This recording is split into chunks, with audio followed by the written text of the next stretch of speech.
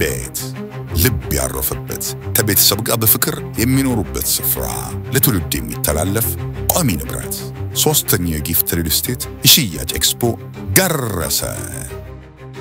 ከግንቦት 19 እስከ 23 የሚቆይ ታላቅ የሽያጭ ኤክስፖ በአራተኛው መንደራችን በለጋህር አዘጋጅተን እንጠብቆታለን። ክሪቶ አፓርትመንቶችንና የንግድ ሱቆችን ለሽያጭ ይቀርባሉ።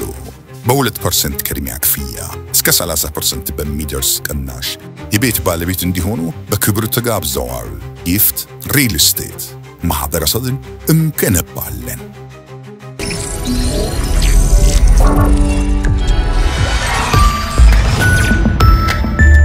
ይህ አዋዜ ነው። የዕለቱን ዋና ዋና ዜና እናቀርባለን። በላይ በቀለ ነኝ። ኢራን የአሜሪካንን አዲስ የኒኩሌር ድርድር ሐሳብ ውድቅ በማድረግ ዩራኒየም የማበልጸግ ስራዋን እንደማታቆም አስታወቀች። የኢራን መንፈሳዊ መሪ አሊ ካማኒ ዛሬ ባደረጉት ንግግር ዩራኒየም የማበልጸግ ተግባር ለኒኩሌር ፕሮግራማችን ቁልፍ በመሆኑ በፍጹም አናቆምም ብለዋል። ሞገደኛ ያሏቸው የአሜሪካ መሪዎች የኒኩሌር ፕሮግራማችንን እንድናቆም ደጋግመው ይጠይቃሉ። ማን ስለሆናችሁ ነው ኢራን የኒኩሌር ፕሮግራሟን ታቁም አታቁም የምትሉት ሲሉ ወቅሰዋል። ከአሜሪካ ጋር አዲስ የተጀመረው የኒኩሌር ድርድር የማይሳካ ከሆነ ኢራን ላይ ወታደራዊ እርምጃ ለመውሰድ መዛታቸው ይታወሳል። ፕሬዝዳንት ትራምፕ ከእንግዲህ ኢራን ዩራኒየም እንድታበለጽግ አንፈቅድም ነው ያሉት ፕሬዝዳንቱ። ኢራን የኒኩሌር እንቅስቃሴዋ ዓላማ ኃይል ለማመንጨት ነው በሚል በተደጋጋሚ ስትከራከር ቆይታለች። ዛሬ የኢራን መንፈሳዊ መሪ ያራመዱትን አቋም በተመለከተ የአሜሪካ ባለስልጣናት እስካሁን የሰጡት ምላሽ የለም። የሳውዲ አረቢያ መከላከያ ሚኒስትር ሰሞኑን ወደ ቴሄራን በመጓዝ የኢራን መሪዎች የትራምፕን የኒኩሌር ድርድር ሐሳብ እንዲቀበሉ ማሳሰባቸው ይታወሳል። መካከለኛውን ምስራቅ ከአዲስ የጦርነት እሳት ለመከላከል ከስምምነት መድረስ አማራጭ የለውም ብለዋል የሳውዲው ባለስልጣን። የእስራኤል ጦር በጋዛም ወደ እርዳታ ማከፋፈያ የሚወስዱ መንገዶችን ዛሬ ዘግቶ መዋሉ ተነገረ። መንገዶቹ የጦር ቀጠና ተደርገው እንደሚወሰዱ ከገለጸ በኋላ ነው ለአንድ ቀን ዘግቶ የዋለው። በጋዛ የሰብአዊ እርዳታ ማከፋፈያ ማዕከላትን ለማደራጀትና ቀልጣፋ እንዲሆኑ ለማስቻል የማሻሻያ ስራዎች ይከናወናሉ በሚል ለመዝጋት መታቀዱን ቀደም ሲል ጦር ኃይሉ መግለጹ ይታወሳል። ትላንት ምሽት እርዳታ በሚከፋፈልበት አካባቢ የእስራኤል ወታደሮች በከፈቱት ተኩስ 27 ፍልስጤማውያን መገደላቸውን የሐማስ ባለስልጣናት ይፋ አድርገዋል። የእርዳታ ማከፋፈያ መንገዶች ሲዘጉ በቀናት ልዩነት ያሁኑ ለሶስተኛ ጊዜ ነው ተብሏል። የዓለም አቀፉ የቀይ መስቀል ኮሚቴ ፕሬዝዳንት በበኩላቸው የጋዛ ሁኔታ እጅግ አሰቃቂ ደረጃ መድረሱን ገልጸዋል። ፕሬዝዳንቷም ሚሪያና ስፖልጃሪች ዛሬ ከቢቢሲ ጋር ባደረጉት ቃለ ምልልስ ጋዛ ከምድር ሲኦል የከፋ ሆኗል ሲሉ ገልጸዋል። አፋጣኝ እርምጃ ካልተወሰደ የጋዛ ግጭት ውጤቱ ለመላው ዓለም ሊተርፍ ይችላል ያሉት ፕሬዝዳንቷም የዓለም መሪዎች ጣልቃ እንዲገቡ ጠይቀዋል። የብሪታንያ ጠቅላይ ሚኒስትር ኪር ስታርመር የእስራኤልን የጋዛ ወታደራዊ መስፋፋትና የሰብአዊ እርዳታ መታገዱን አጥብቀው አውግዘዋል። ሀገራቸው ማዕቀብን ጨምሮ በእስራኤል ላይ ስለምትወስደው እርምጃም እያጤኑ መሆናቸውን በተያያዘ ጦርነት እንዲቆም የሚጠይቅ ሰልፍ በእስራኤል መካሄዱን ዘገቦች አመልክተዋል። አይሁዳውያንና የእስራኤል ዜግነት ያላቸው ፍልስጤማውያንን አጣምሮ በያዘ በአንድ የጸረ ጦርነት ቡድን የተጠራ ነው ሰልፉ። ሰልፈኞቹ መነሻቸውን ዋና ከተማ ቴል አቪቭ መዳረሻቸውን ደግሞ ጋዛ ድንበር በማድረግ ጦርነቱ እንዲቆም፣ ታጋቾች እንዲለቀቁና እርዳታ እንዳይታገድ በመጠየቅ መልእክታቸውን ያደርሳሉ ነው የተባለው።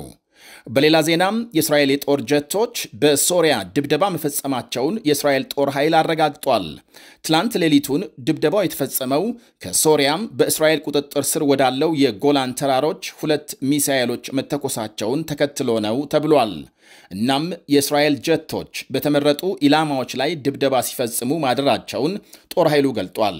የሶሪያ መንግስት በበኩሉ እስራኤል በቀጠናው ውጥረት እያባባሰች ነው ሲል ከሷል።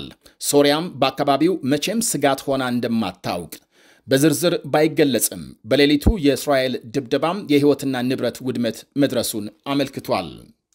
የካናዳ መንግስት የጥገኝነት ጥያቄዎችን ቁጥር ለመቀነስ ያለመና ለባለስልጣናቱ የበለጠ ስልጣን የሚሰጥ ረቂቅ ህግ አዘጋጀ።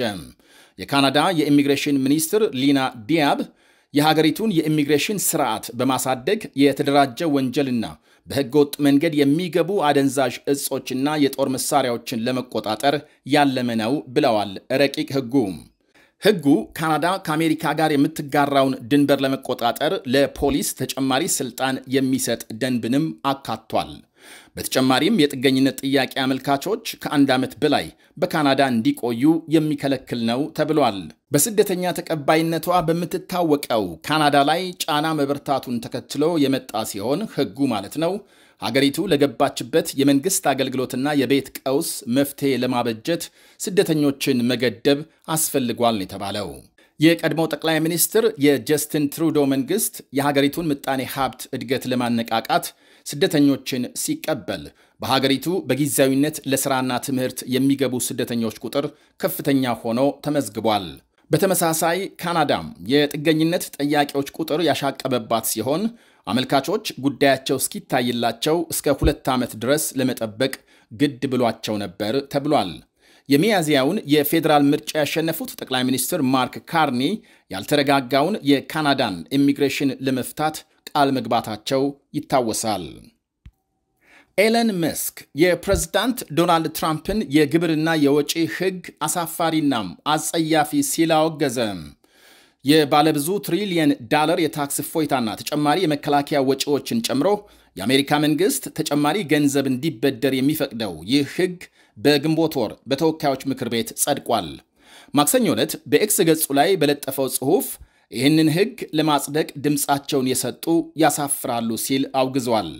ቢሊዮነሩ መስክ በትራምፕ አስተዳደር ውስጥ ዶጅ ተብሎ ከሚጠራው ቡድን ጋር ለ129 ቀናት ወጪን ለመቀነስ ከሰራ በኋላ በድንገት አስተዳደሩን መልቀቁ ይታወሳል።